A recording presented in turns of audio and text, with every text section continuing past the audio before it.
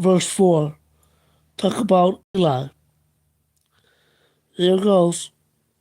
To the deep dive. We're going straight to the source today, pulling apart a story about leadership that is, well, it's far more relevant than its age might suggest.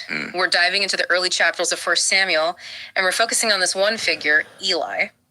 He's the aged high priest in charge of the sanctuary at Shiloh. And Eli appears at just a truly pivotal moment in history. This is the tail end of the period of the Judges, which was, a time of systemic chaos. Right. And it's right before you get the rise of prophecy and eventually the monarchy. So the source is this deeply complicated picture of him. Okay, so let's unpack this. Our mission here is to really get into a profound leadership paradox. Eli is, by many accounts, a good man, a devout man. He is. But he's presiding over a system that is just rotting from the inside out. So we're going to explore that core tension. How can one person be both an instrument of divine blessing and the absolute locus of institutional failure? That tension is everything. Yep. It really forces us to look at the critical difference between, personal piety and actual leaderly accountability. Eli's story is basically a blueprint for understanding what happens when a leader's, let's say, personal goodness clashes violently with their lack of decisive action. So what does this story tell us about the ultimate cost of looking the other way when the very institution you lead is just teetering on the brink of collapse? Let's start with the good side of him. What makes him sympathetic? Well, we meet Eli right away, and he's presented as this figure of authority, but one with very human blind spots. Right. The first chapter gives us his encounter with Hannah. She's a woman just pouring out her heart in this silent, anguished prayer at the sanctuary because she can't have children. And the narrative gives us this immediate flash of his fallibility, doesn't it? He sees her lips moving, but there's no sound, and he instantly jumps to the wrong conclusion. The worst conclusion, and a really dismissive one. He mistakes her profound spiritual anguish for, of all things, drunkenness. Yeah. Exactly. You get the sense he's old, he's tired, and he's quick to judge. But here's the critical pivot, the thing that really defines his personal character. The moment Hannah explains herself, explains her desperation, there is a total instantaneous reversal from him. He doesn't double down. He doesn't stand on his authority. No. He just listens. He acknowledges her genuine devotion, and immediately he blesses her. He says, "Go in peace, and may the God of Israel grant you what you have asked." That's fascinating. It really paints a picture of a priest who, despite his own failings, is willing to see and bless true devotion when it's right in front of him. He operates with compassion, a sense of pastoral care. He has genuine personal faith. You can't deny that. And that compassion is what makes his role with the next generation so essential. I mean, if Eli were just purely corrupt, the whole story couldn't happen, could it? It couldn't. Think about his mentoring of young Samuel in the 3rd chapter. Right. He's actively guiding this huge prophetic transition. Samuel keeps hearing a voice in the night, and he's confused. He keeps running to Eli, thinking the old priest is calling him. And it's this beautiful scene of mentorship. Samuel is living in the sanctuary, but he hasn't yet learned how to, distinguish God's voice from a human one. And Eli, who is basically the representative of this fading old order, he's the one who gets it. He realizes what's happening. Yes.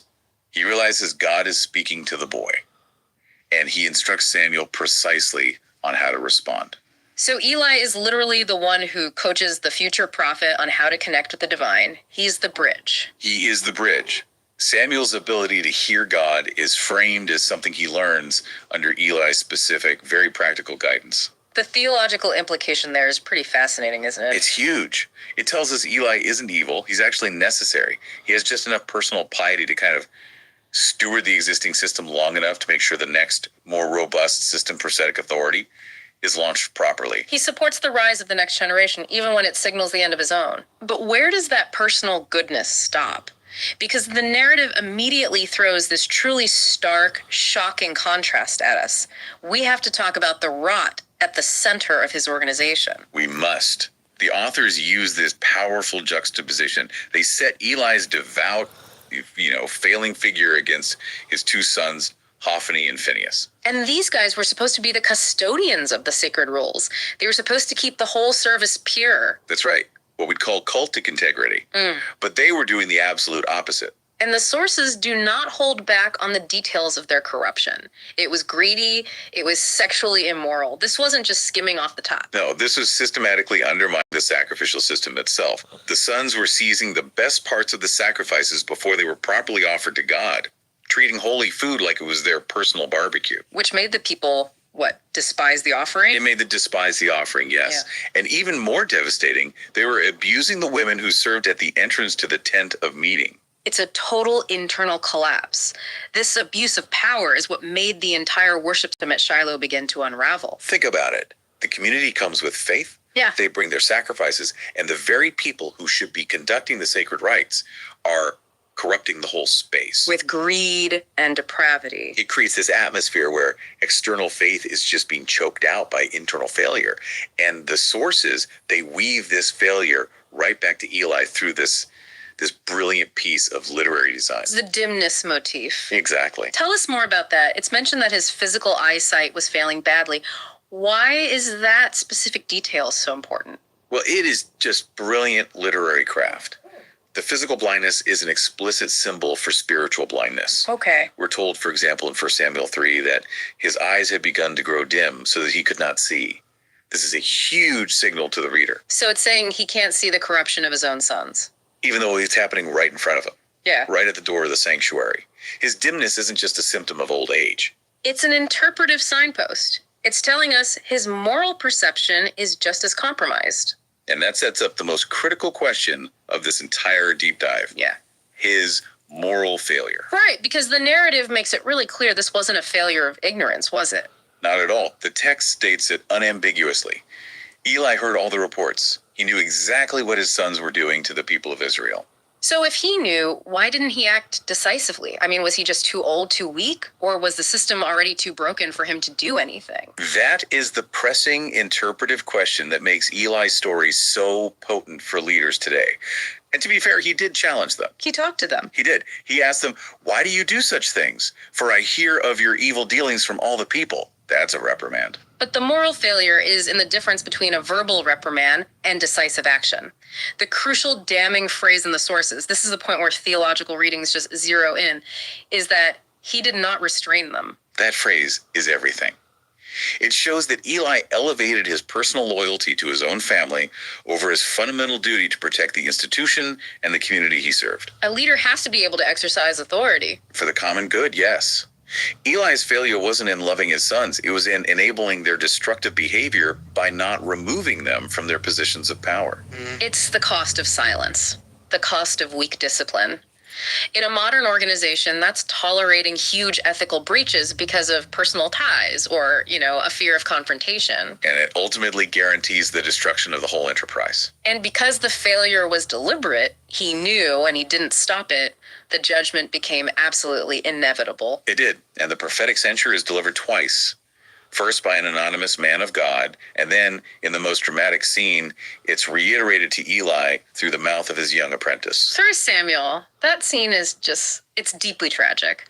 Samuel, the boy Eli, just taught how to hear the divine voice, is now forced to deliver the message of doom to the man who trained him. The world is truly turning upside down. It is. And the oracle emphasizes that the house of Eli will fall precisely because of this leaderly failure. So the existing system, hereditary priesthood, now mired in corruption, is declared beyond repair. Right. And this moment signals the need for a critical reorientation in Israel's leadership. This is where Eli functions narratively as a kind of necessary theological foil for Samuel's rise. Eli's tragedy clears the stage. It does. And Samuel's emergence as a true prophet, recognized by all of Israel, signals that God is shifting the model of authority. If we connect this to the bigger picture, it's making a powerful claim, isn't it? A very powerful one.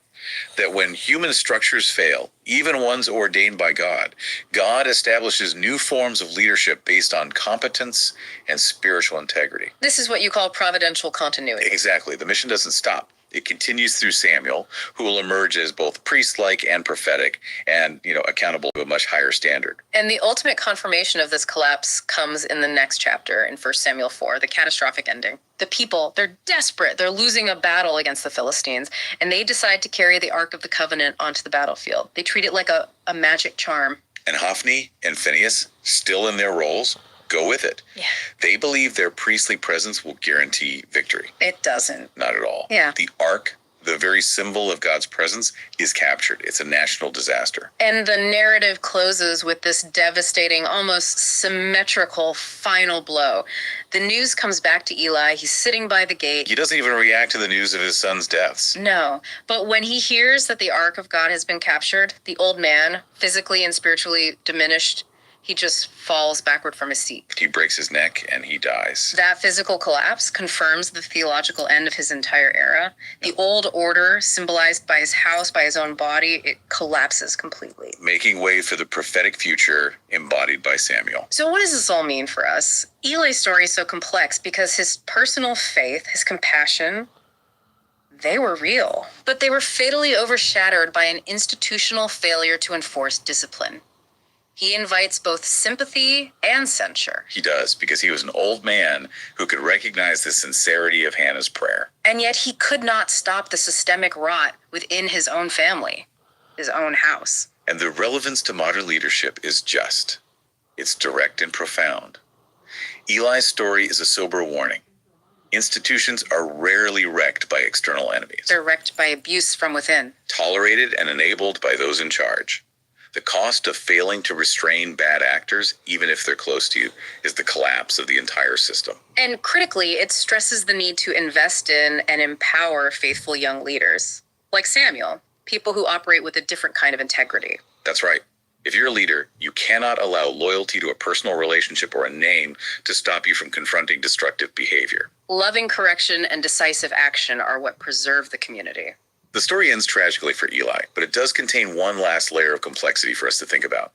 Even in the middle of the most severe judgment, that oracle against Eli's house included this subtle clause. It promised the raising up of a future faithful priestly descendant. That's a powerful point. It suggests that divine judgment is fundamentally paired with corrective provision. The institution fails, the accountability is swift. But the ultimate mission isn't abandoned. So the lesson that stands out is that when institutional failure is exposed, the path forward has to involve more than just accountability and confession. It has to involve structural reformation. You have to change the rule book so that corruption can't be repeated. And then a restoration of legitimate service. That's the ultimate hope Eli's story leaves us with. That even after the house collapses, the foundation for true faith and leadership, it's still there. Welcome back to the Deep Dive. You know, if you've ever just felt completely overwhelmed by, well, the sheer volume of everything coming at you. All the noise. All the noise, exactly. The digital static, the job demands, just that mental traffic of daily life, then you're going to feel exactly what we're getting into today. Yeah. We are diving deep into some excerpts from a really powerful reflection by Mario Marrero Jr. It's called The Eli Lessons, Living for God in California. And it's fascinating because he takes this ancient, cornerstone story, Eli and Samuel from 1 Samuel, Right. and he basically holds it up like a mirror to our modern, super distracted world. It's really sharp. It is. And our mission today is to unpack this surprising duality in Eli's legacy. Because on one hand, he was this bridge for a young prophet. A critical bridge. But on the other, he's completely undone by his own personal negligence. So we're really focusing on two big lessons the author pulls out. First, the unexpected gift of getting guidance from flawed people. And second, the really high, sometimes catastrophic, cost of ignoring accountability. It's a compelling juxtaposition for sure. The source material kind of forces this crucial heart check for anyone in a position of influence, really. You mean not just spiritual leadership? Oh, not at all. Think corporate management, leading a team, even just leading your own family. It moves the whole conversation past these simple ethical bullet points and into the operational reality of it all. How again? Well, it gets down to the basics. How do we actually listen for direction? And then the harder part, how do we make sure our actions, especially the private ones, actually line up with that direction? Right. And the author grounds all of this in a struggle that is just so relatable. He talks about feeling the weight of modern life. And for him, it's the concrete freeways and the morning haze of California. A very specific image. Very specific. Yeah. But the feeling behind it, that fatigue, that constant distraction, that's universal. So he starts by connecting his own feeling of desperation, his own quiet cry for help, directly to the story of Hannah, who was Samuel's mother. Right in the tabernacle. Yes, she's in the tabernacle praying with so much intensity that the priest, Eli, he actually mistakes her devotion for, drunkenness. Yeah, he completely misreads the situation. And that detail is so critical right from the start. Why do you think so? Because it immediately introduces this theme of misunderstanding.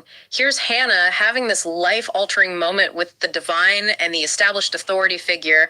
The guy who is supposed to be the expert gets it totally wrong. That sets a certain tension for the rest of the story. It really does. It shows that even the person tasked with hearing God can, completely miss the cries of the people right in front of him. And the author applies that so directly to his own life. He talks about these moments where his own passion, his fire, was just completely misunderstood or dismissed by people. But he finds a lesson in it. He does.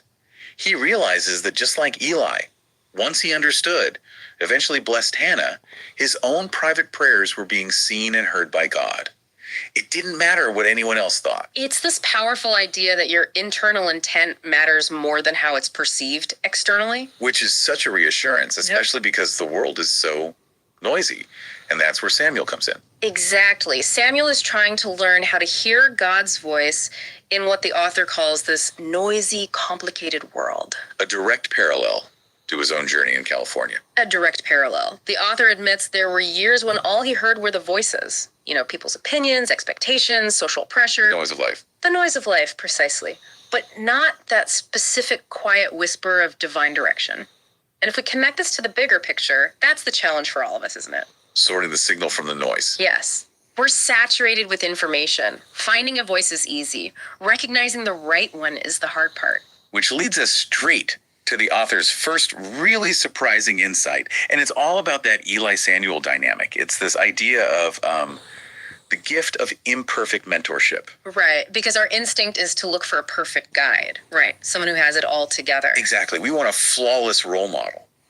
But the story of Eli just shatters that entire expectation. It really does. Samuel is living in the tabernacle under Eli's direct supervision. And when God calls him, he doesn't recognize the voice. He runs to Eli 3 times. He thinks it's just his human mentor calling him. And here's the most compelling part. Eli, a man who is failing so badly in his own family, a man who is about to be judged for it, he is still the one who gives Samuel the exact technical instruction he needs. He tells him what to do. He says, go back and lie down, and if he calls you, say, speak, Lord, for your servant hears. He gives him the roadmap for recognition, even while his own life is, frankly, a mess. Okay, let's examine this a bit more critically, because the author is posing a really fascinating dilemma. I get the idea of imperfect mentors, but what about the risk?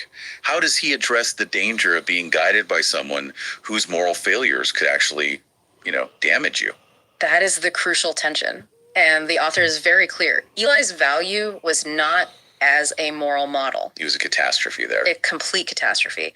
His value was as a directional compass. His role was limited to his function, to helping Samuel recognize the voice. The author calls these his Eli moments. Exactly. Times when mentors or bosses, family members, even people who are publicly struggling with their own stuff were somehow the perfect person to point him in the right direction. So the message can be delivered perfectly, Yeah. even if the messenger is compromised. That's the core realization. It frees you from this impossible standard of demanding perfection from your guides. It forces you to separate the instruction from the personal failings of the instructor. That is a deep and, I think, a necessary distinction. But it makes the next part, the transition to Eli's total failure as a leader, all the more devastating. Yes. This is the author's second major theme. The massive cost of neglected accountability. Because publicly, Eli was respected. He was the high priest. But privately, in his own house, the corruption of his sons, Hophni and Phinehas, was just rampant. And the source makes it clear this wasn't just, kids being kids. Oh, no. These were grown men, priests themselves, who were desecrating sacred rituals, abusing their power, exploiting people who came to worship. It was systemic. And this is where the contrast becomes just deadly.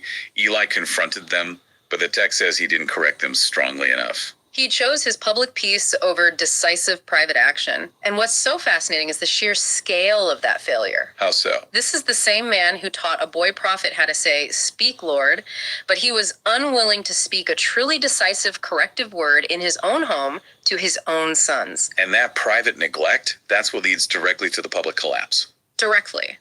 And that conflict between his external performance and his internal decay it hit the author hard. Yeah, you can feel that in the writing. He describes wrestling with the same things in his own life, the temptations, the compromises that our culture rewards. And he admits to having those moments of playing too quiet. Right, avoiding a confrontation or thinking, oh, it's not my place, or it's not that bad. That internal avoidance, that decision to just rationalize away a compromise that's presented as the foundational error. And the teaching he receives from it is sharp. Very sharp. He recounts this spiritual challenge. Leadership starts in your own house, your own heart, your own habits, your own life.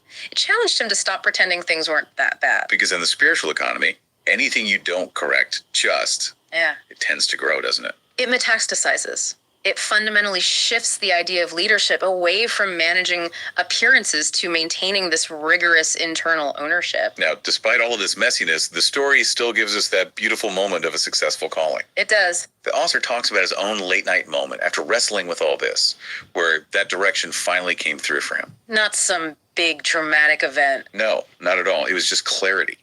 A clarity spoken to his spirit, calling him to step into what I created you to be. He made the transition, just like Samuel, from distraction to listening. He finally knew how to pray, "Speak, Lord."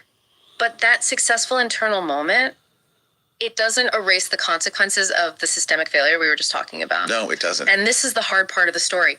It all culminates in 1 Samuel 4.